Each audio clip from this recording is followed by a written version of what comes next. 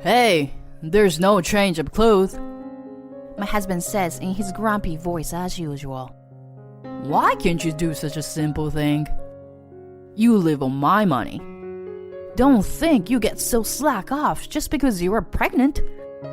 You really are a useless wife. If it had been me before, I would have just apologized.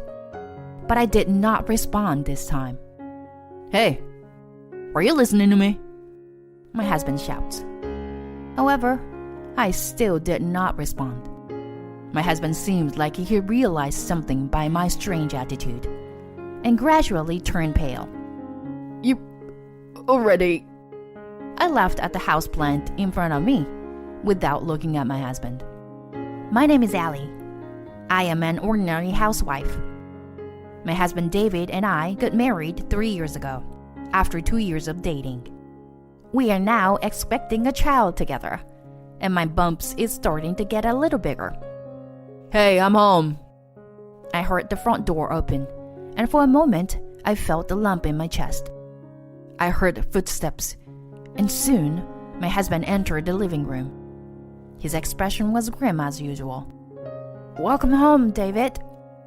I stopped preparing dinner and replied, but he didn't even take a glance at me, and sighed heavily as he sat down on a sofa. I think it was about a year into our marriage that my husband, who had been so kind to me when we first started dating, began to change his attitude. The casual lovey-dovey stopped. The smiles disappeared. And now, even conversations has become rare. When we were newlyweds, if I was preparing a meal, he would always say, "I'll do something too." And he would stand in the kitchen with me. But now, this is what happens. I watch my husband's back as he watches the news program, and a sense of despair wells up in me. Suddenly, I felt a kick on my stomach from the inside, which made my face break into a smile, and I patted it gently. Come to think of it, I think his attitude has become even colder since he found out I was pregnant. When I told him I was pregnant, he was surprised, but did not seem very happy. Thinking back on it, I felt sad and unconsciously let out a small sigh. I plated the food I had made and took it to the dining table. The two of us sat at the table, facing each other. As usual, there's no conversation. Only the clinks of dishes uncutterly echo in the room. Even so, it seems that humans are adaptable creatures, and we have become completely accustomed to this situation.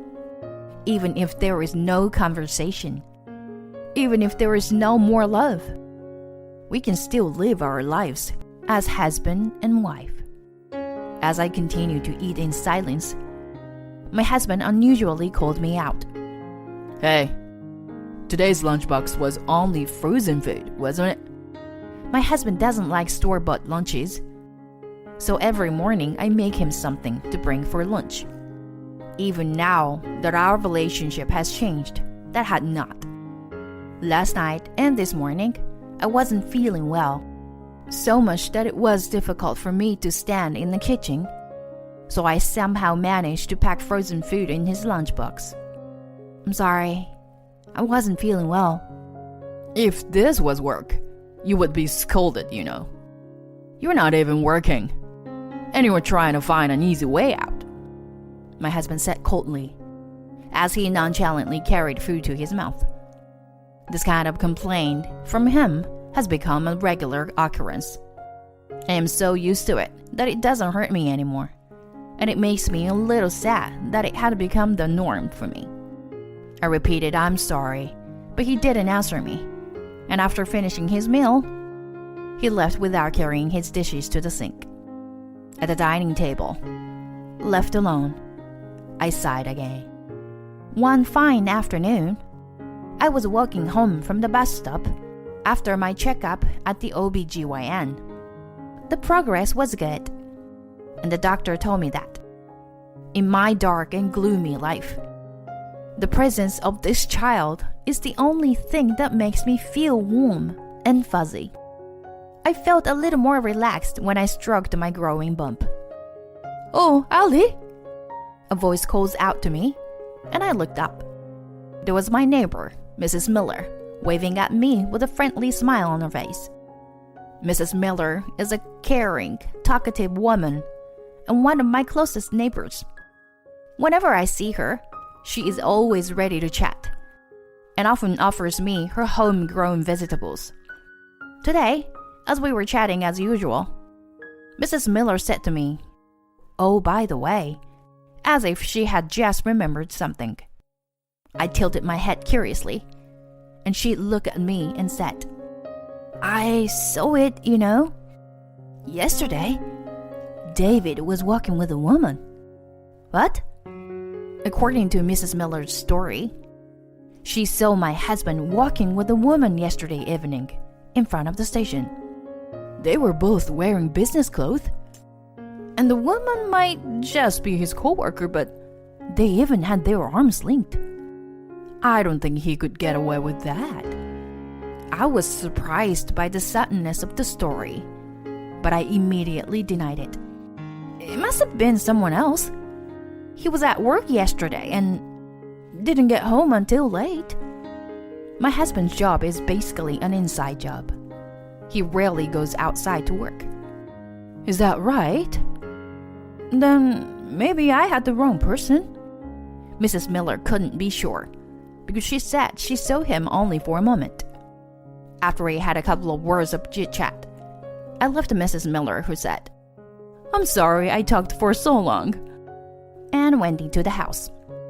As the front door closed behind me, the words I had just heard came back to my mind.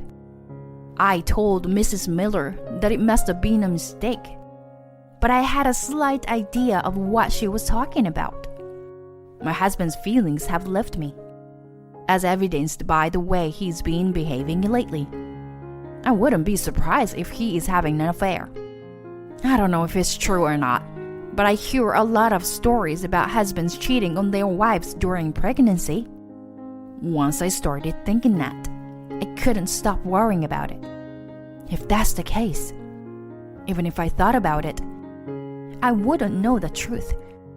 Besides, I'm the kind of person who always needs to search until I know the truth.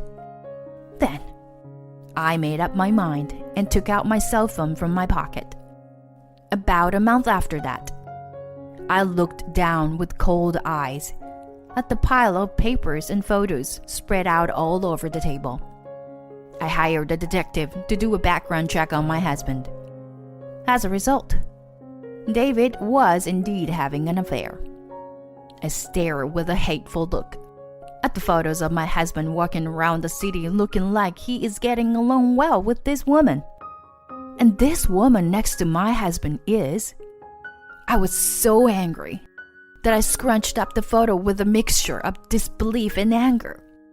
Megan is my childhood friend and my best friend. I checked all the countless photos, wanted to think there must be some mistake. But no matter how many times I looked at it, it was indeed Megan. I had known her since I was a little girl, so there was no way I could have mistaken her. Why would she? We just met the other day. She hadn't given me the slightest indication. That alone was quite a shock to me, but the investigation documents sent by the detective gave me the stark reality. My husband and Megan had been in a relationship for 5 years. That meant it was from the time I started dating my husband. I had consulted Megan on various matters ever since David was still my boyfriend. When we decided to get married, Megan was the first person I told. The way she listened to me so kindly, the smile on her face when she said congratulations. Were they all lies? Was she sneering at me behind my back when I was filled with happiness? How could she betray me and still manage to smile at me like that? She's unbelievable. But so is my husband. He knows very well my relationship with Megan. I've invited her over to my house countless times, and the three of us have hung out together many times. He knew, and he was unfaithful to me. Whatever little affection I had for my husband is gone now. I will never forgive him. Never. Anger welled up from deep within me.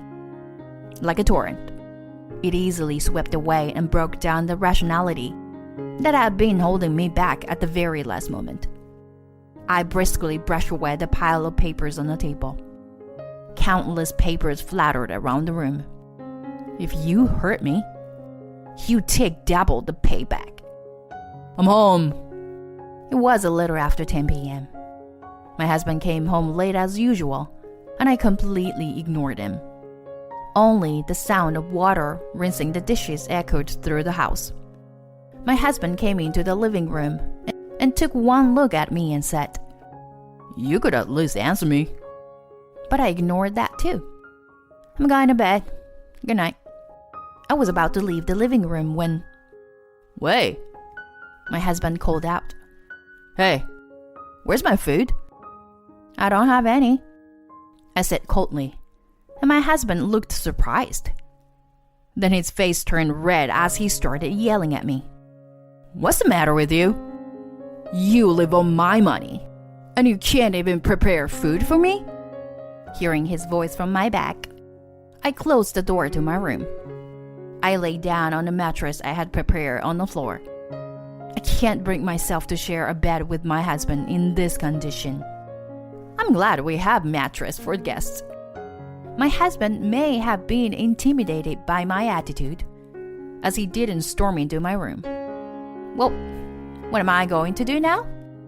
Strangely enough, I am not anxious, and I am so calm inside that I could start laughing. I closed my eyes, thinking about my next move. Over the next few days, I continued the same strategy. I only prepare my own meals, and of course I don't make him lunch either. The washing machine is already full of clothes. I have ignored all of my husband's nonsense, such as do your work and at least make my lunch. Perhaps he was a bit flustered by my change in behavior over the past few days, and his tone of voice was becoming weaker and weaker day by day. A few more days passed. And then, one day, my husband stopped coming home. I hadn't heard from him, but I wasn't particularly worried. I chuckled as I hung the laundry out to dry for the first time in a long time. It was all going according to plan. There are only so many places my husband, with his limited social circle, could turn to. Just as I was thinking this, the phone rang. "Holly, it's me." "Mrs. Amber?" It was my mother-in-law on the other end of the phone. I knew my husband would run to his parents' house. I had already told my parents-in-law about his affair. I wanted him to see his parents' faces when I showed them the documents from the detective. My mother-in-law sobbed as she said, "I don't remember raising him like this," while my father-in-law coldly said, "He's no longer my son." Naturally, his parents did not let him in the house. So I guess there was only one place my husband could go next. I thanked my mother-in-law, hung up the phone, and got ready to leave. A familiar apartment. I glared at the familiar room, and I walked up the stairs. 2 flights upstairs. The room to the right. I rang the intercom by the door, and a woman's voice answered from the other side of the door, and the door opened shortly after. "Ali?" "Hello. I'm glad to see you're doing well." I smiled at the woman who used to be my best friend as she stiffened up. She tries to close the door, but I prevent her from doing so by putting my bag between the door. Her behavior convinced me that my prediction was right, and I opened my mouth.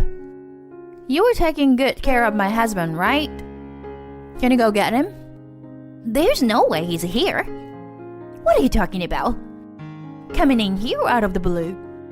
Megan, what's wrong? Megan's urgent voice made my husband come out from the back of the room. I smiled at him, and his face stiffens too. I'm already aware of your relationship. Run or hide, it doesn't matter. I said this in a loud voice, so that my husband, who was trying to escape to the back of the room, could hear me clearly. I pushed Megan out of my way and stepped into the doorway to open my bag. I know everywhere you've been and everything you've been doing recently. I slammed the thick envelope on the floor, and a few of the photos inside fly out and flutter through the air. Megan picked up the photos and said, "What?" she muttered in a shaky voice. She picked up one photo after another, checked them, and looked at me with a frightened look on her face. My husband turned the envelope upside down. "You can tear up as much as you want. They're copies." You don't do the housework, and you do this behind my back. I don't want to be told that by you, who's been doing outrageous things behind my back. Sighing, I took out another piece of paper from my bag. I'm gonna get straight to the point. I thrust the paper at Megan, who had fell to her knees, and my husband, who looked indignant. I'm gonna charge you both alimony. I'll be in touch with you shortly with the details, so please be prepared. With that, Megan stood up as if she had come to her senses. Wait! Megan grabbed my shoulder with great force. After a moment of hesitation, she opened her mouth as if she had made up her mind. I'm engaged to someone. If he finds about this, he'll break off the engagement. What? So please, don't ask for alimony or tell anyone about the affair. Saying this, Megan pathetically scrambles to my feet and looks up at me with tears in her eyes. We're best friends, aren't we? It's not my fault. It's David who approached me. You'll let it slide, won't you? Right? I took a good 2 big breaths, then smiled and touched Megan's shoulder with a gentle hand. How could I let it slide? Don't act like we're best friends just when you're in trouble. Megan turns hopeless at my words. I push her away and turn to head out. I caught a glimpse of my husband, who was standing there and not even bothering to help Megan up, his shoulders shaking like a frightened little animal. Goodbye. I guess I'll see you in court next time. With these words, I left Megan's house. Before the door closed behind me, I heard them arguing. Judging from my husband's reaction earlier, Megan had not told him about the engagement. The door closed with a loud clank. Either way, it doesn't matter to me. Later, through my lawyer, I revealed the affair to Megan's fiancé. Eventually, the engagement was broken off. I heard through the grapevine that our relationship with my husband also ended because of this, and that she is now living a lonely life on her own. I declared our divorce to my husband and confronted him with the divorce papers. He first told me that he was deeply sorry and begged for another chance. But when I kicked him to the curb, he seemed to have given up and reluctantly signed the divorce papers. With this, I was finally free. A little later, I gave birth to a beautiful baby girl. I went back to my parents' house, and with their help, I am living a happy and joyful life. I lost my father to an accident. My mother-obsessed husband calls during the funeral for his mom's party. He's about to lose all. Is the funeral over yet? If so, hurry back here. It's Mommy's birthday party today. Get the preparations started quickly. Well, now that your parents are no longer here, you can fully devote yourself to serving my parents. This is exactly why I find Daddy's girls so troublesome. These were the words spoken to me by my husband on the day of my beloved father's funeral, after he passed away in a car accident. My anger overwhelmed my sorrow, and I decided to seek revenge on this man. With a face wet with tears, I headed towards my in-laws' house and vigorously placed the birthday cake on the table. A few minutes later, the cake melted and collapsed in a fierce blaze. My name is Julia. I'm 33 years old. I met my husband Kevin at a matchmaking party that a friend invited me to. We have been dating for a year and just got married half a year ago. But I already regret this marriage. There's of course a reason for this. Hey Julia, isn't the meat ready yet? You're a butcher's daughter, why are you so inefficient? Sorry everyone, my wife isn't very efficient, he said, grinning and playing the role of the domineering husband in front of his friends and their families from his student days. If you feel that way, why don't you help out a bit? I whispered back to him irritably. There are things we're good and not good at. You're a butcher's daughter, so you must be good at handling meat. I'm letting you look good, you know. Are you stupid? Being good at grilling meat? My boastful husband suddenly decided to host a barbecue. Now, I'm grilling meat non-stop for over 10 people. Why did this happen? My family has something to do with it. My family has been running a butcher shop in the next city since my grandfather's time. Currently, my father is running the shop with my brother and a few part-timers. My mother passed away due to an illness when I was young, but my father filled her absence with his love, so I rarely felt lonely.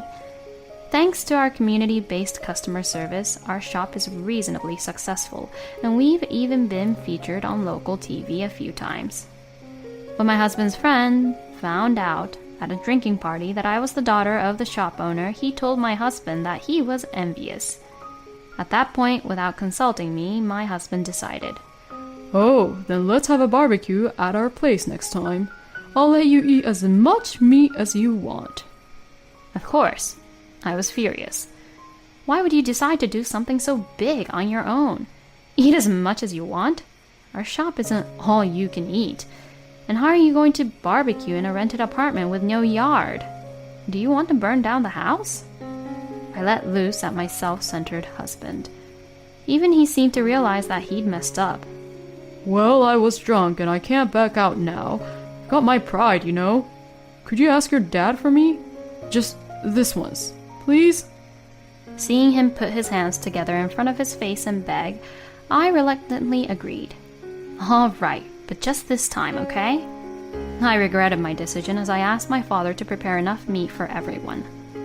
That day I was feeling down for the morning. That's because I had assumed we'd be having the barbecue at a facility near our house, but...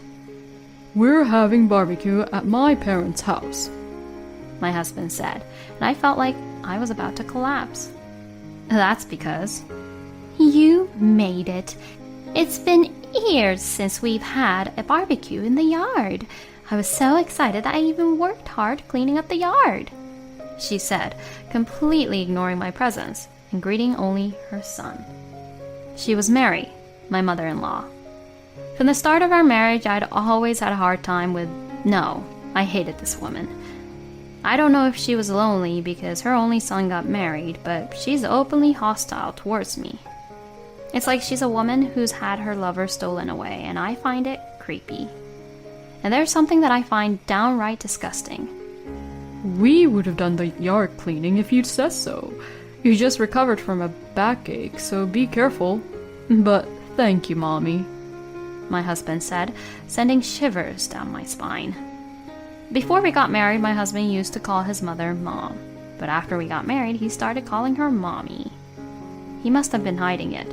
I wish he had kept it hidden forever. The word Mommy, coming from a man in his mid-30s, has a particularly creepy ring to it. Like me, my husband also lost his father to illness. At the matchmaking party, he said, I can only be grateful to my mother for raising me alone. I was attracted to that filial side of him. However, after getting married, he often goes out for meals without me, saying, I'm going to have dinner with Mommy for the first time in a while on the weekend. He was what you might call a mama's boy. Mary, perhaps, pleased to be cared about by her son, looked at me with a triumphant face. Sighing, I said, "I want to cut some vegetables, so may I use your kitchen, Mary?" She silently watched me as I cut the vegetables, which was frightening. Then she'd say things like, "What a messy way to cut! Your personality is seeping through. You're clumsy. More importantly, when are you planning to move in with me? Kevin is all for it, you know." I thought about stuffing a raw onion in her noisy mouth, but I held back. To be honest, the topic of living together has come up frequently since we got married. If she was a kind person, I wouldn't have any complaints. But a son who loves his mom and a son who calls her mommy? Nuh-uh. There was no way I could imagine living happily together. One of the part-timers quit. It's hard to find a replacement, and it's far from here, so it might be a bit difficult. I keep gently refusing. By the way, none of the part-timers have quit. In fact, they're all experts who've been there for over 5 years. As I was deflecting my grumbling mother-in-law next to me, my husband's friends started to gather. Amid the clamor, the barbecue began, and I kept grilling meat and vegetables diligently. "Come on, Julia, hurry up and grill the meat," he commanded. Even his friends were more considerate, saying, "Hey, Kev, you should take over for a bit. Julia hasn't eaten anything since we started." "Actually, I'll take over. The meat is really delicious." "Thank you. My dad would be happy." I responded with a smile, but my husband was glaring at me. In the end, I only got to eat a few pieces of meat and spent the rest of the time sweating and grilling non-stop. I asked Kevin to switch with me several times, but he said things that made no sense, like, "You're better at it, so you do it." With the matter of Mary and now this, my anger was on the brink of peaking. Several hours later, as we were tidying up, my husband said, "Hey, Julia, what was up with you today? Don't flirt with my friends." What? As far as I was concerned, I was simply being polite and friendly to them. However, it seemed he didn't like me being all smiles. With my silent response to his ridiculous comment, Mary, grinning, said, "She's a butcher's daughter after all. She must be a carnivore. Kevin, be careful. You can always come back to your mommy if things get tough." My patience reached its limit with my husband, who didn't even try to defend me. I slammed the trash bag I was holding onto the floor and said, "I'm going home. If your mommy is so important to you, you can stay here forever." And with a glowering look, I headed briskly towards the car. I collected some of my belongings at home and headed straight to my parents' house. I received several calls from my husband, but naturally I was not in the mood to talk, and ignored them all. My father and brother were surprised to see me suddenly return home, but my father was pleased. "It's been a while since I've had your cooking, Julia." He didn't ask for any details. I complained to the part-time workers at our family's shop about my husband and mother-in-law, and they agreed with me, saying things like, "That's enough to warrant a divorce. It's creepy for a grown man to call his mother mommy." After spending about a week in this manner, even my dad said, "Julia, you can come back here for good, you know. Being divorced isn't unusual these days. Just follow the path that makes you happy. I can also go to that house with you if you want me to." He's always been good like this. At this point, I no longer had any feelings of love for Kevin, and I was almost certain I wanted a divorce. Despite me returning to my parents' house, he hadn't visited me, and had only been sending condescending messages like, "You should cool down and come back soon." Even if we chose to reconcile, the outcome was obvious. I doubt there's anyone in this world who could get along with Mary. Our shop was thriving as usual, and I was able to forget about the unpleasant things while working. "I'm going to take a little break. Look after the shop," my father, the shop owner, said, and the employees responded with a "yes, sir." It was a typical scene. But after about 30 minutes, my father hadn't returned. That's unusual for Dad. He usually comes back in about 15 minutes, but he's getting old, so it's good for him to take a slow break sometimes. My brother responded with a disgusted look. You know, Dad has been asking me if you've been getting harassed or something ever since you came back. I keep telling him to ask you himself. Don't worry him too much. It was clear that he was concerned about me. Just then, a regular customer, a middle-aged woman, rushed into the shop, panting. "There's been an accident at the intersection. Your father is in trouble. Hurry up and go." We had just been talking about the sound of an ambulance siren a few minutes ago. The part-timers insisted that we should leave, saying not to worry about the shop and hurry up. So my brother and I rushed to the scene. There was already a crowd of people there. "Let us through!" we shouted as we pushed through the crowd, but when we got to the scene, we were speechless at what we saw. It was hopeless. There was a pool of blood under my father's body, and the paramedics were desperately performing CPR, but my father was unresponsive, like a doll. Later, my father was declared dead, shortly after arriving at the hospital. "Dad! Dad!" I could only cry, but my brother, on the other hand, was running around handling hospital procedures and arranging for the funeral home. We'll have to close the shop for a while. Julia, let's send Dad off with a smile at the end. Also, you should properly contact your husband, even though you're separated. I nodded quietly at my brother's words. It was the first time I had contacted my husband since that day. He answered the phone surprisingly quickly. What? Have you finally decided to apologize? His attitude pissed me off, but I said, "My father had an accident and passed away. I'll give you the address of the funeral home, and the time is..." Wait a minute. What are you saying all of a sudden? Is it true that your father died? I could tell that my husband was shaken by my sudden news, but I said, "Do you think I would joke about something like this? Please tell your mother. Also, I have something I want to discuss with you after the funeral. Now I have to handle some things, so I'll hang up." I sent him the address of the funeral home in a message, and then started rushing around. However, after that, there was no contact from my husband, and he did not appear at the wake. Julia, what happened to your husband? My brother asked, and all I could do was force a smile. I couldn't get through on the phone, and he didn't respond to my messages. I reluctantly contacted Mary, but to my surprise, she had blocked my number. In the end, I couldn't reach Kevin on the morning of the funeral. "What's going on with your husband, Julia? He wasn't at the wake either," a relative asked. "Well, it seems his mother isn't feeling well, and he's taking care of her." I lied on the spot, but got scolded. "No matter how unwell she is, it's not like she's in the hospital or needs caregiving, right? It's absurd to not attend the funeral when your wife's father has passed away." I could only apologize. They were absolutely right. I don't know anyone who lacks common sense as much as him, myself. This is ridiculous.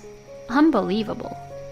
Just when the funeral was about to start, I noticed my phone on silent mode vibrating. It was a call from Kevin. "I have to take this call. I'll be right back." I hurriedly went to the calling space and picked up the phone, and my husband said something outrageous.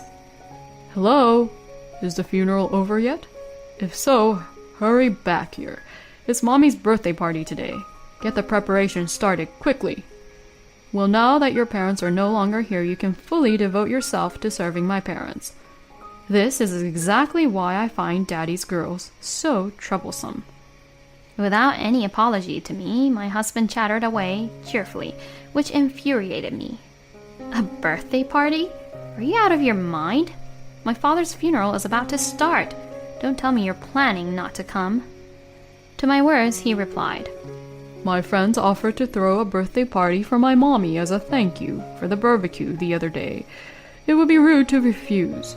Besides, we've only been married for half a year, and I don't really know your father well, so it's not a problem if we don't participate. His words made me dizzy. I'm not coming to the stupid party. Stop making a fool out of me. I talked to my husband, trying to suppress my rising anger, but he said, Then at least bring the cake.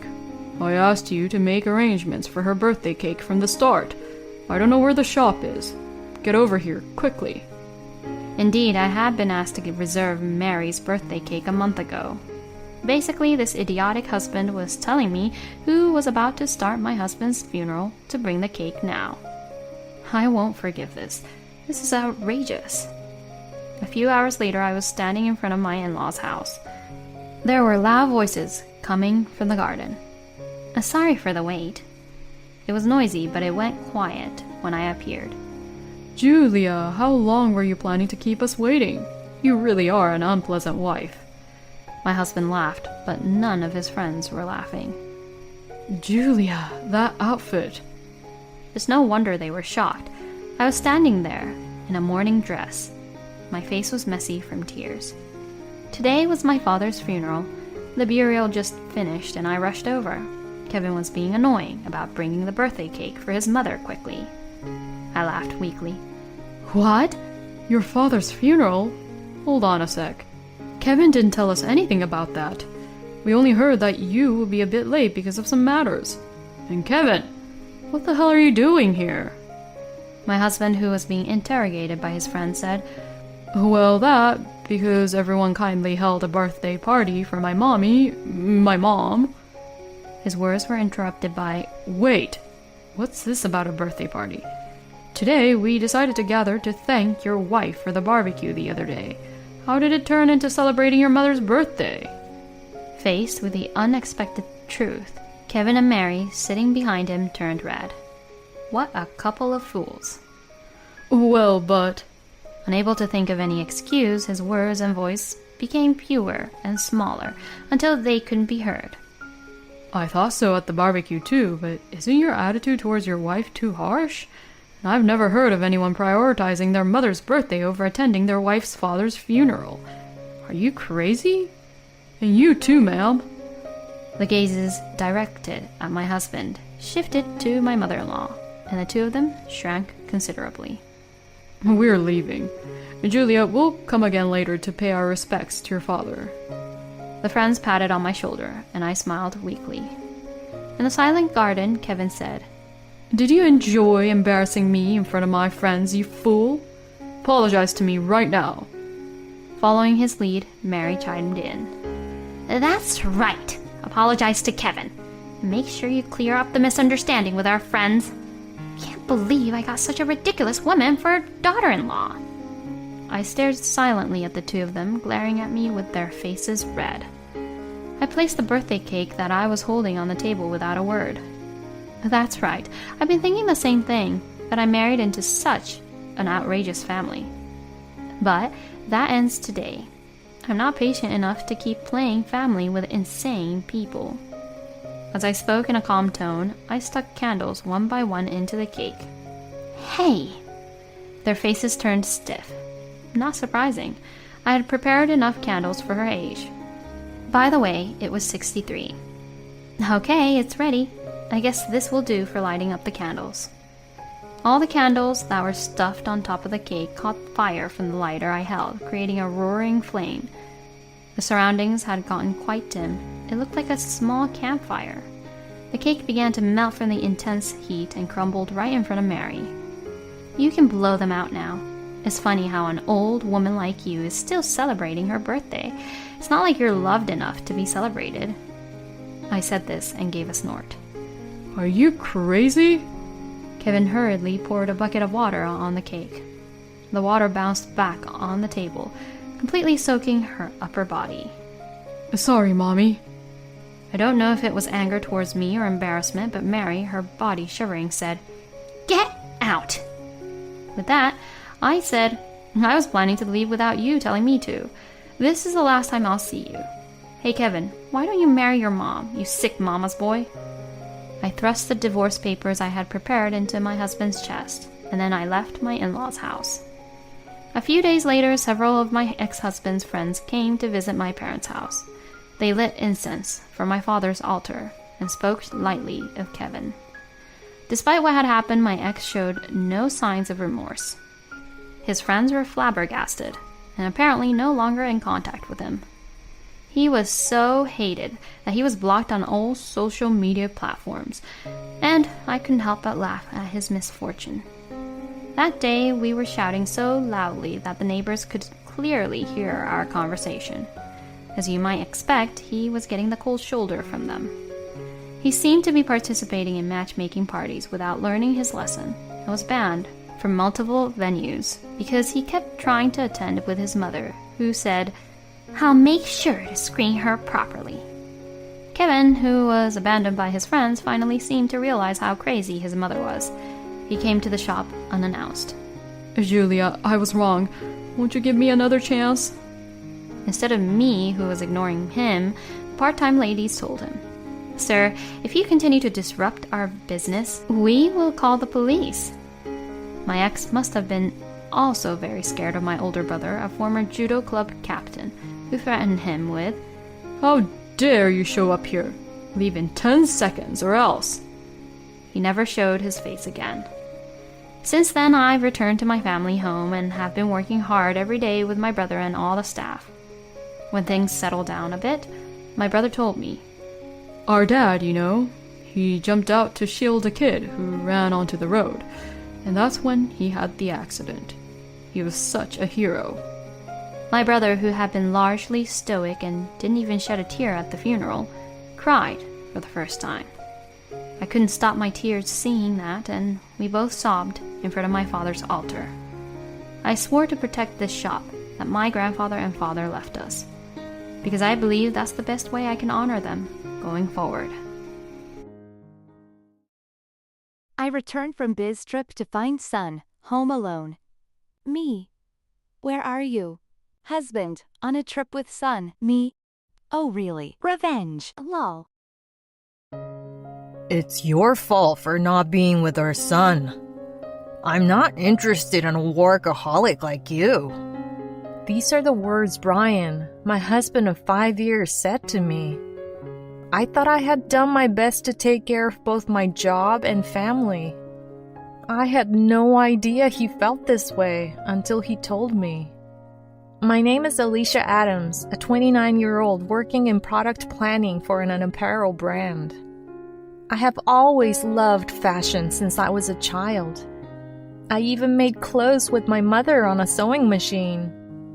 After graduating from a fashion college, I'm fulfilled working for my admired brand. I have a husband of the same age and a 4-year-old son. Brian, my husband, was my high school classmate. We dated once for a few months, but broke up due to college entrance exams. We reconnected at a friend's party after being out of touch for a while. Finding out we worked nearby, we started dating again. Brian was a serious baseball team ace in high school, but enjoyed his university life fully. He seemed a bit shallow when I met him again, but his caring and kind nature hadn't changed. We married within a year of dating. When we announced our marriage, our parents were delighted. Oh, I feel reassured if he's marrying you, Alicia, Brian's mother said to me happily. I have a good relationship with his parents. I often visit them even when Brian isn't around. While announcing our marriage, we discovered we were pregnant. Brian was there for me throughout my severe morning sickness. It wasn't easy, but I worked up to the last minute before giving birth. Brian, who was present at the birth, shed tears of joy when our son was born. Thank you for giving birth to our son, Alicia. Let's do our best to raise our child. I, too, shed tears of joy that our son was born healthy. We named our son Steve, a name that we had discussed and liked back when we were dating in high school. After about 6 months of maternity leave, I returned to work.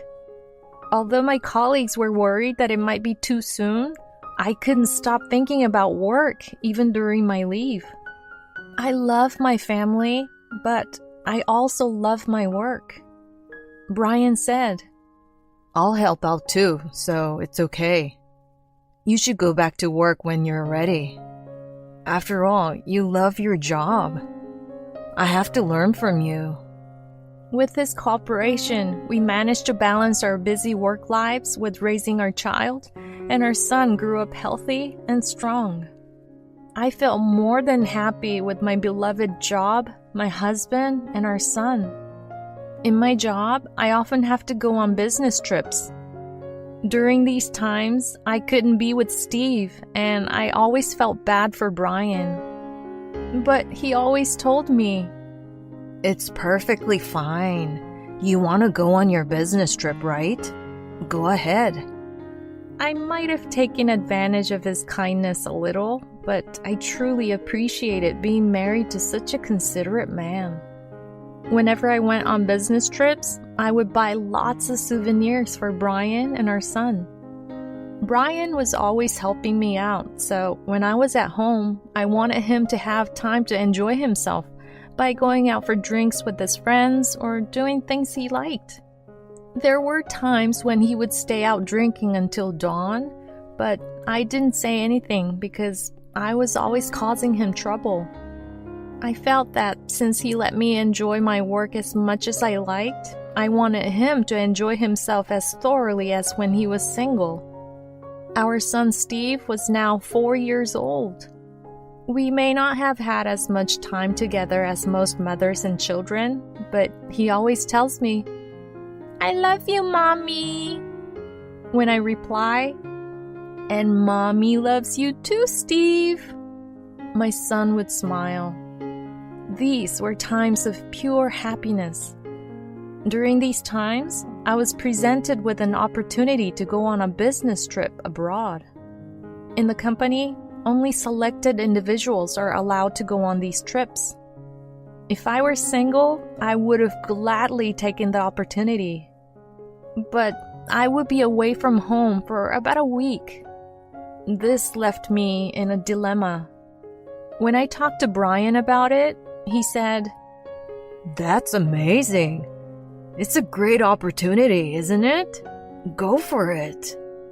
I also asked my son, "Honey, would it be okay if Mommy didn't come home for a week because of work?" "It's okay. I have Daddy and his friend. If I can see you after a few sleeps, I can take it." I wondered what he meant by Daddy and his friend, but I assumed he was referring to his grandparents. Brian told me that his parents often came to our home to help out when I was not around. I planned to bring back a lot of souvenirs for them as well. With this in mind, I set off on my overseas business trip. On the final day, work finished earlier than expected, so I booked a late-night flight and was due to arrive home the following morning. But I realized that if I changed to an earlier flight, I could be home by the end of the day, so I changed my flight details and returned to the US. Wanting to see Brian and Steve as soon as possible, I took a taxi, something I usually avoid, and hurried home. It was a Saturday evening, so I expected them both to be home. I rushed into the house with a ton of souvenirs, expecting to surprise them with my early return. "I'm home!" I shouted as I entered the house. "Mommy! Welcome back!" Steve came running towards me. Brian was nowhere in sight. Puzzled, I asked my son, "Honey, where's Daddy?" "He's been out since the morning. He's coming back tomorrow. I was lonely." And his eyes welled up with tears. He must have been very lonely. I was shocked. Steve was only 4 years old. It was too early to leave him home alone, let alone for more than a day. What if something had happened? Steve wouldn't be able to use a phone or send an email. He probably couldn't call for help. Where could Brian have gone, leaving Steve alone? I was full of questions. I also felt angry with him. I knew he probably wouldn't tell me the truth if I asked him directly. So, pretending that I was still overseas, I called him. "Hello? I'm coming back tomorrow. Where are you now? Yeah, have a safe flight back home. I'm on a trip with Steve right now. We'll be back home by the time you return. He rattled off lie after lie, as expected. I was disappointed with him and hung up after saying, I see. It seemed he had been about to say something more, startled by my reaction. I hugged Steve tightly. Not only did Brian lie, but the fact that he was ready to leave our son, 4-year-old son, home alone for over a day was unforgivable. Seeing Steve tearful, I thought it was impossible for me to continue my marriage with him. I gave Steve his souvenirs and cooked dinner, and we ate together. Hey, sweetie, do you know where Daddy has gone? I asked him. He answered, He's gone out with Mandy. I didn't know any woman named Mandy among our acquaintances. As far as I knew, Brian didn't have any sisters. Does Mandy come often? I asked my son. She comes to our house a lot when you aren't around, he answered. I was convinced that he was having an affair. After putting Steve to bed, I packed as many of mine and Steve's belongings as I could into boxes and suitcases. I decided to leave once my son woke up. As I packed, tears welled up in my eyes. Brian didn't contact me, presumably thinking I was still abroad. The next morning, I stuffed the car full of our belongings and went to my parents' house. Where are we going, Mommy? Steve asked curiously. We're going to visit Grandma's house, was all I told him. My parents' house is about a 20-minute drive away. My father passed away a few years ago, and my mother is now living alone. She was surprised by the sudden arrival, but after dropping off our belongings and leaving Steve with her, I headed for the city office to get a divorce application. I returned home, left the divorce papers and my wedding ring, and wrote him a note. I cannot stay with someone who makes Steve sad. Divorce me. Wishing you happiness with Mandy. And then I returned to my parents' house. When I arrived, my son was taking a nap, and my mother was furious when I explained the situation. She knew Brian since high school, and she kept saying, I never thought he would do such a thing. He is so kind and serious. After Steve woke up from his nap, we three went out for a meal. I chose a restaurant known for its delicious hamburgers, Steve's favorite. Watching him happily munching on his hamburger, I knew I had to protect him. After the meal, we returned home and my phone rang. It was Brian. I'm sorry for lying. Please come back. I was actually visiting a college friend who was in a hospital after an accident. I asked my mom to take care of Steve, he said, obviously lying. I felt cold towards him, so I played a little mean and asked, Is this college friend named Mandy? He feigned ignorance. Huh? Who's Mandy? Steve was crying when I came home. I don't want to be with someone who makes him cry. I want a divorce, and I'm not coming back to that house. He pleaded. Please, reconsider. I rushed out because my friend had an accident. It's true that I asked my mom to take care of Steve. I'll call you again. And he hung up. I felt like everything he said was a lie, and I'm pretty sure it was all a lie. But he seemed to think he could still deceive me. After that, I commuted to work from my parents' house, and in exchange for giving her living expenses, my mother cut back on her part-time work hours to take care of Steve. She seemed to enjoy being with her grandson, telling me with joy, Steve was such a good boy today. It seems like he made new friends at the nearby park. Brian would call almost daily, spewing lies and apologizing. I consistently told him, "My mind is set on divorce, so stop calling me." He even came to my parents' house once while I was at work, but my mother sent him away. The divorce proceedings weren't moving forward, so I decided to go to a detective agency. I wanted decisive evidence of his affair. A few days later, the agency reported that Brian was spending nearly every day with a woman in her early 20s.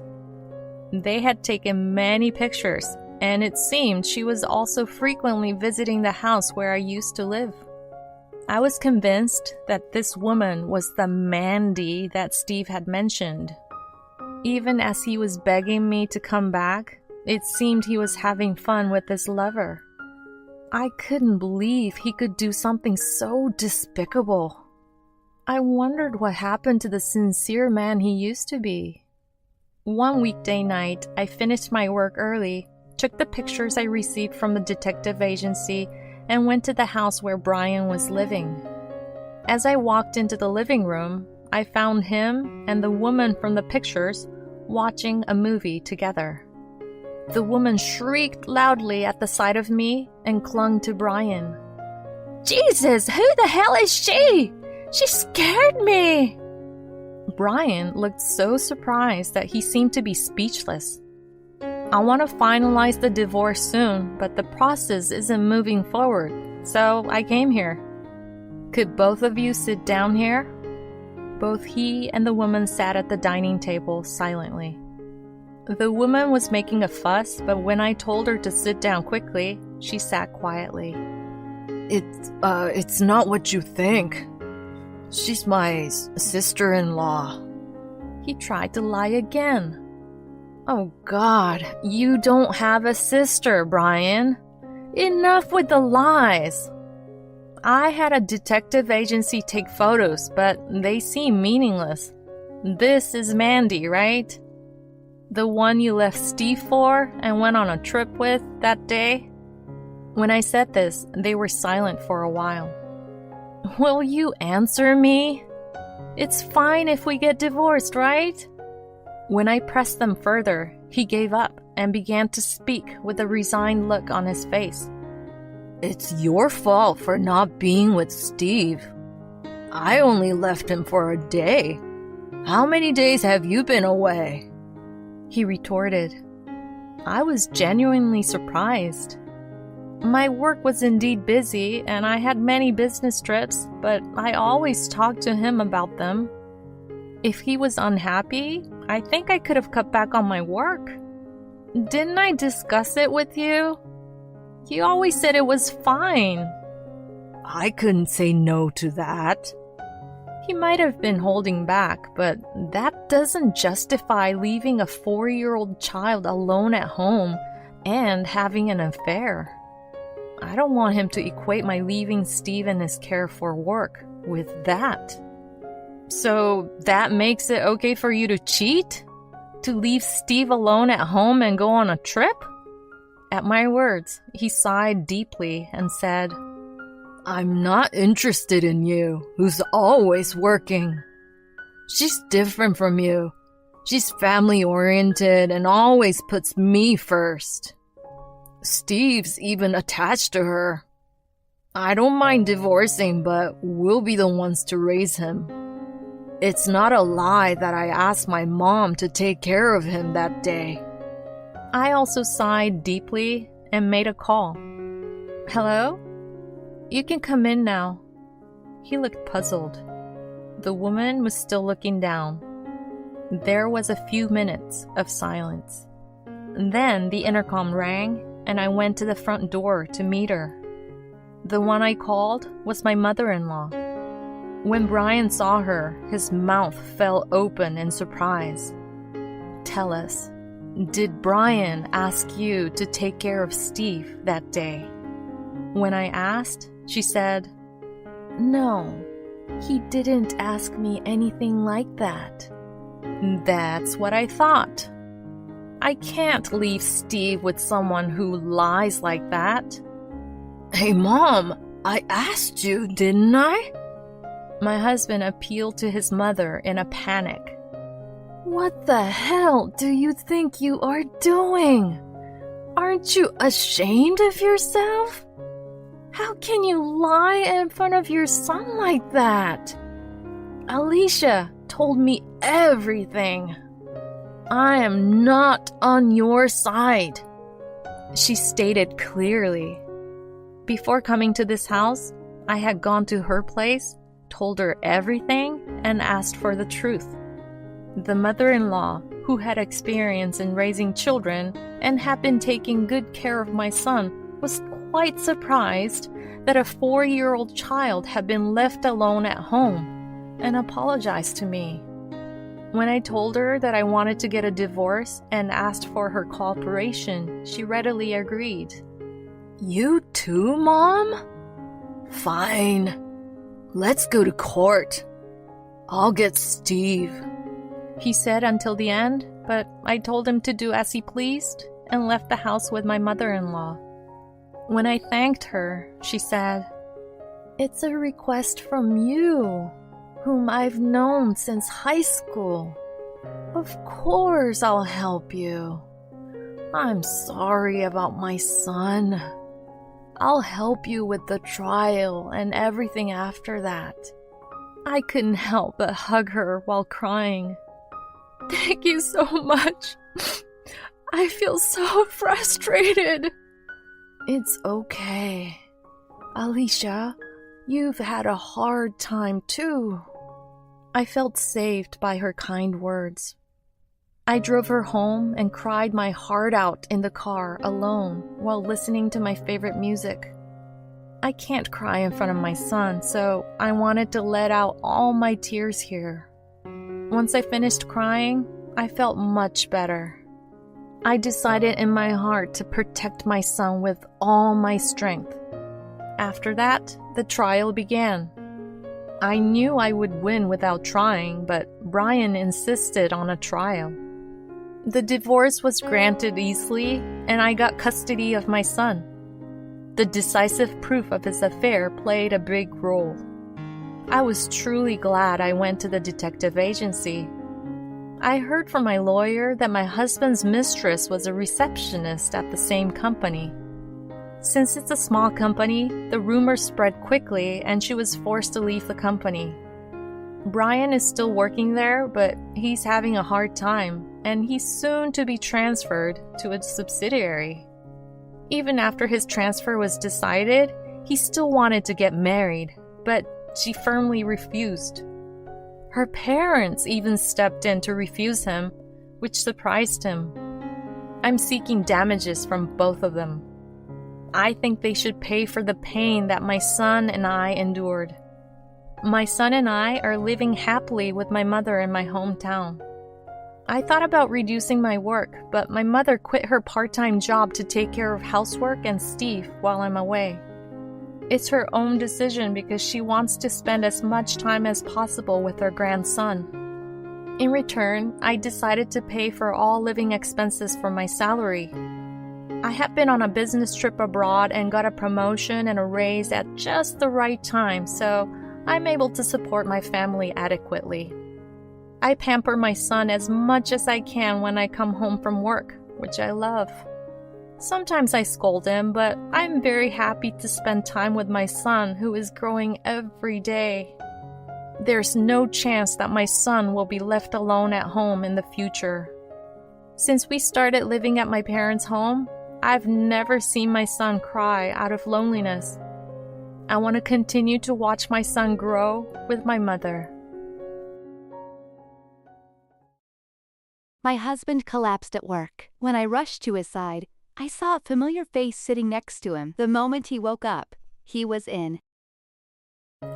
Hurry up and put $1,000 in the envelope.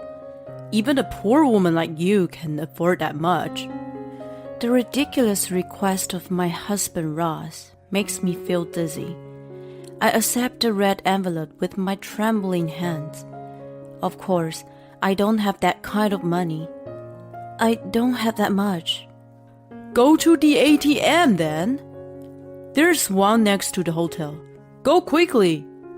That's not what I mean. I just got a pay cut the other day, and $1,000 is far more than I can afford. I've already told him about it, but he draws closer and grabs me by the shoulders. I worked for a Chinese boss, and this is the wedding of his son. If they think I went cheap on the wedding gift, he'll pass me over for promotion. Then you'll be even poorer than you are now. If you can buy your future for $1,000, it's a small price to pay, right? The hands gripping my shoulders are getting stronger and stronger. Noticing that we are acting strangely, people start to gather around us. If we continue to attract attention, it will only get worse. Besides, he has a point. If I obey him now, it'd go all well. Okay, I'll go. Yes. His expression becomes overly happy, and I was released from his grip. He has always been like this. It reminds me of a few days ago. I'm going to bed. Hey, why don't you clean after yourself? I'm tired. Good night. He disappeared into the bedroom without looking back. I let out a sigh and staggered off to the kitchen. He didn't even soak the plate in the water again. I looked at the dried up sauce that had stuck to the plate in frustration and picked up the dish sponge. We had been married for 10 years. We met through a friend, and my first impression of him was, what a good-looking guy. He was tall and looked a little like an actor who appeared in the popular sitcom at that time. My friend often told me that he was very popular with ladies. He knew how to treat women and was much more sophisticated than men of his age. I thought he was an amazing guy who wasn't calculating, but just casual in his kind manners. At the same time, I thought that I would never be able to have someone like him. I was rather plain and wasn't a good conversationalist. So when he confessed his feelings for me, I thought it was a prank. After dating for a few years, we got married. Although the first year was fun, his true nature gradually became apparent. He had a kind of misogynistic idea of a wife and thought he owned me. He started ordering me around. He repeatedly said that it was disgraceful for a man to do housework, even though we both worked. I was the one who took care of the house. I contemplated leaving him many times, but I couldn't let go of the thought that such a handsome guy had chosen me. When I finished washing the dishes, I poured wine in a glass and returned to the living room. I stared at a calendar on which the wedding anniversary is circled in red. I told myself to wait on divorce until at least our wedding anniversary. I still had a slight hope for him to change on that day, even though I knew it was wishful thinking. I chugged half a glass of wine. On the day of the anniversary, I took the day off, and Ross was getting ready for work. I was disappointed, realizing that I had set my expectations too high after all. Suddenly, he handed out a note to me. There was a name and address of a hotel written on it. Be there at 5 p.m. I took a half day off, so I'll head there directly from work. Is this? Dress nicely. Do you still have that gray dress you bought a while ago? Wear that. As soon as he finished, he breezed out of the house. I stood there in amazement. Then I finally came to my senses and exuberantly headed to my closet. He remembered. It's our first time for us to have dinner out on our anniversary. I put out the dress that had been neglected in the back of the closet and spun around in place. I knew the wonderful man was still inside of him. I was glad that I hadn't said anything stupid about divorce. There still was a lot of time, but I couldn't just be still and started to get ready. I put on the dress and took more time than usual to put on makeup. I even sprayed my favorite perfume on. I put on the earrings that Ross had bought for me a long time ago. After getting my hair done at the salon, I headed to the hotel. I looked at myself in the mirror and was satisfied with the reflection of what might be the most beautiful self I had seen since my wedding. When I arrived at the designated floor, I saw a swarm of people gathering there. Ross was in the middle of it, playing with his phone. When I ran up to him and tapped his arm, he silently put his phone away in his pocket. "So many people here. Are we having dinner here?" "Dinner? It's our anniversary dinner, right? I was surprised when you suddenly told me." He seems to be confused, which made me anxious. "You arranged dinner for our wedding anniversary, right?" "I never say that. I just invited you to my boss' son and my colleague's wedding." Just as I was about to go off at him, someone who looked like his boss came over to us. He immediately responded to the person with a freshly made-up smile. Although I was upset, I smiled, thinking that I could not ruin his reputation. He pretended to be a loving husband as if his previous attitude was a lie, and introduced me to the people around him. He laid out superficial praise about me that made me feel empty inside. When I was desperately trying to keep up, one of the people around us smiled at me. The gray-haired man said in a smooth voice as he was consoling me, "She seems like a really loving person. You must take good care of her." I almost cried hearing the stranger's kind words. There was no way he could have known what was going on, but I felt like he was on my side. Ross half-heartedly agreed with him. I kept putting on a smile, holding back my tears. After a while, the greetings were over, and Ross and I were left alone. He didn't even care to see how I was, but sighed deliberately to express his stress. "I'm tired of company politics. I guess women don't understand."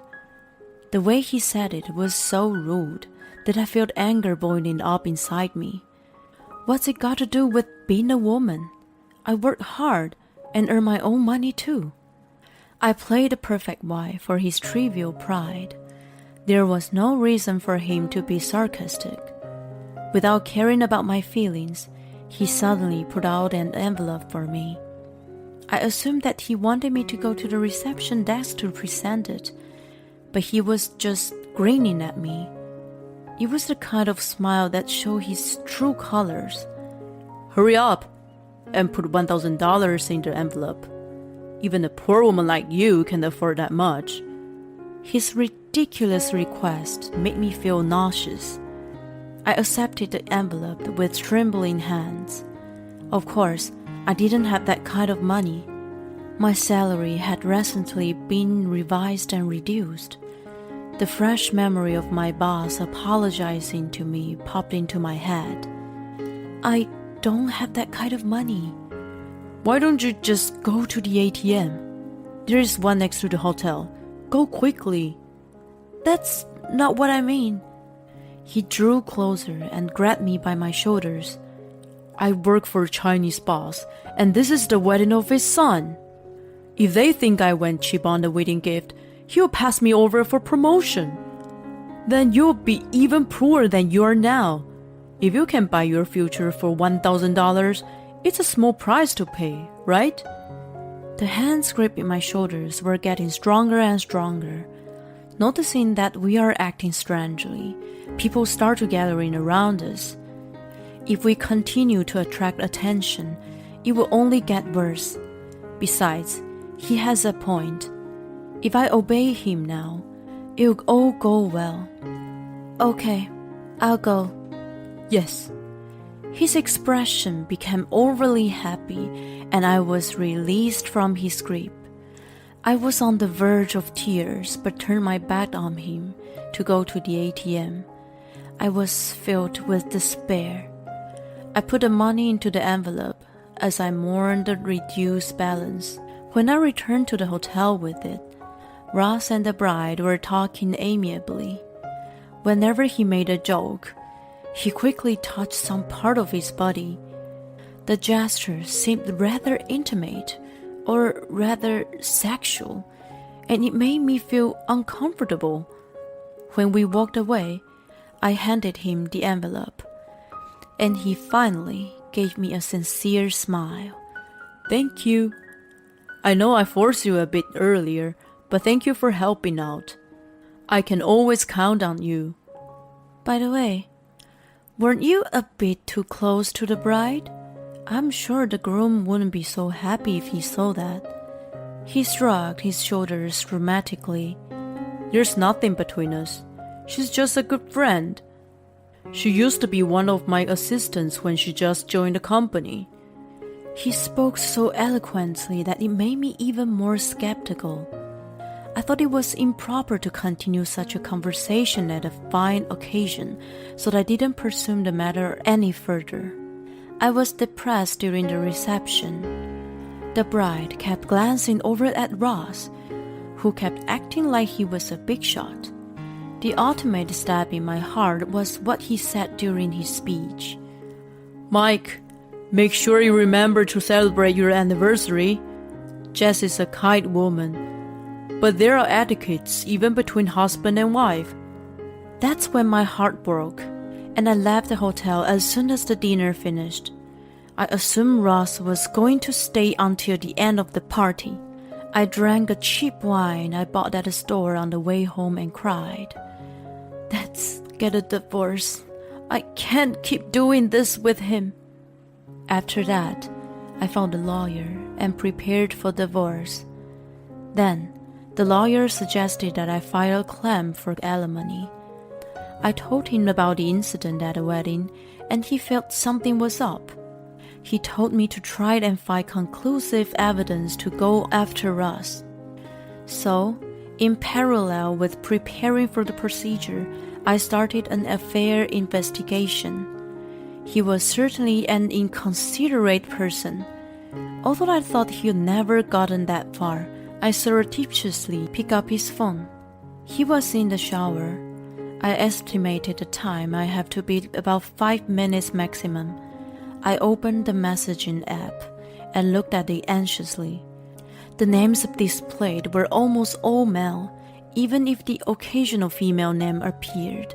The chats were simple and businesslike. I was about to close the app, thinking he hadn't been ruined that much after all. Then, a notification came in. Your wife hasn't found out about us yet, right? It was a male name, but the message showed otherwise. I felt a shiver down my spine and carefully maneuvered the phone and avoided being double-ticked. Then I put it back in its original position.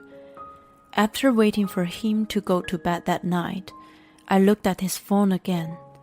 Remembering the name of the man, I opened the chat. They were frequently communicating with each other. The content of the conversation was romantic and sometimes sexual. There was a photo of the woman whom I knew at a glance. It was the bride I had met at the wedding. She was supposedly his good friend. The photo was a close-up of her face, and I noticed the earrings that were the same ones I had. I had them on my ears for the wedding too. He bought the same earrings for his wife and mistress. How thoughtful of him. I could feel nothing at that point and just backed up the data on my computer. Then I sent the data to my lawyer right away. A few days later, I waited for Ross with a copy of the divorce papers and the blown-out printout of his girlfriend with the earrings. When he got up and saw the picture, he was taken aback. What? That's... Good morning. Can you go through these before you leave? I don't have to explain this picture to you, do I? You snooped around on my phone? You're a criminal! He ripped the picture into pieces, but it was a useless act. I've saved all the message and the picture. You know, you're totally busted, right? I'm making sure you paid alimony. Is this the result of using your peanut brain? Fine, I'm ready to fight. I'm relieved to hear you say that. Let's see how you win from here. I showed him the amount of alimony and the list of the evidence of the affair I had gathered. The momentum he just had seemed to fade away. What's wrong? What the heck? I'll forgive you. I'll let go of the fact that you snooped around. What are you talking about? I'll move out as soon as we file for divorce. What do you think you're going? I feel sorry if you become homeless, so I'll let you stay. Don't worry. I've already taken care of that. Realizing that I wasn't going to be talked out of it, he slumped his shoulders. I can't pay this kind of money right now. Can you please not divorce me? He looked so small. Maybe that's why my heart ached a little, even though I didn't need to feel sorry for him. I thought he really was remorseful. I questioned myself if it was right to cut off someone I had been for 10 years. Such thoughts crossed my mind, and the divorce filing was put on hold. It was next day the drama unfolded. Is this Natalie? Ross collapsed in the office just now. Oh my God! I panicked and rushed to his office. As soon as I ran into the conference room I had been pointed to, I found Ross lying on the floor and his girlfriend next to him. When she saw me, she awkwardly left the room. Although I thought about going after her, I couldn't leave Ross lying there alone. Then the door opened. Huh? Are you alone? Jess was supposed to be watching him. She's a good friend of Ross, just got married the other day. The guy excused himself, saying that the ambulance had arrived and needed to escort the paramedic, and left. When I saw him off, I noticed a trash can. There was a torn of stockings shoved haphazardly in there. I wondered why there was such a thing there and picked it up. I remember that Jess seems to be bare legs. Natalie? He opened his eyes, and when he saw my hand, he stood up suddenly. He tried to take the stockings away from me, so I reflexively backed away from him. What's the matter with you all of a sudden? Give it to me! Why do you want the torn stockings so badly? I looked closely at his suit, which was wrinkled in places. Then the dots was finally connected in my head. I rolled up the stockings and hid them behind my back. Oh, now I got it. You're unfaithful to me at work. I don't know what you're talking about. She called the ambulance, didn't she? It was a man who called me. Poor guy was put in the middle of it. I saw your girlfriend sitting next to you. She ran away as soon as she saw me. When I was talking, the paramedics and his colleagues came running into the room. They must have sensed something was amiss and looked at us silently. It was your own fault that you collapsed. Aren't you ashamed to have caused so much trouble for so many people? I explained the situation to the paramedics, and then I went to file the divorce right away. On that same day, I left my home and headed to my parents' house. Both of them gladly accepted me back. That night, I received numerous calls from Ross. He was so persistent that I reluctantly picked up the phone in the end. Hey! I filed the divorce papers today. Happy separation anniversary. You made a speech about cherishing the anniversary and never forgetting it. Oh, and the alimony will be paid in the 12th of every month. Then even you won't forget. I hung up on him and immediately blocked his number. A few months later, I'm finally relaxing after settling in a new place. It's been a long time since I lived alone, but it really feels good. After the collapsing incident, Ross and Jazz were heavily criticized by their colleagues and resigned voluntarily. Bad reputation has spread within the same industry, and they were struggling to find a new job. The two seem to have been driven into what Ross calls poverty. He's still making alimony payments, thought it could stop at any time. Even without the alimony, I'll be able to make a living, but I have no plan to withdraw it. I see it as a purification for him as well. I have a good job now, and I also have time for my hobbies. It's great for me to be able to resume hand-making goods. In addition to feeling more relaxed, I'm now able to earn a side income too. I was shocked when I realized how much time I had wasted on that man. I feel powered up and being more active than ever, trying to make up for the loss now. Oh no, it's late. I'm supposed to have a coffee with a friend today. The sun is shining warmly through the window as if to bless my new life.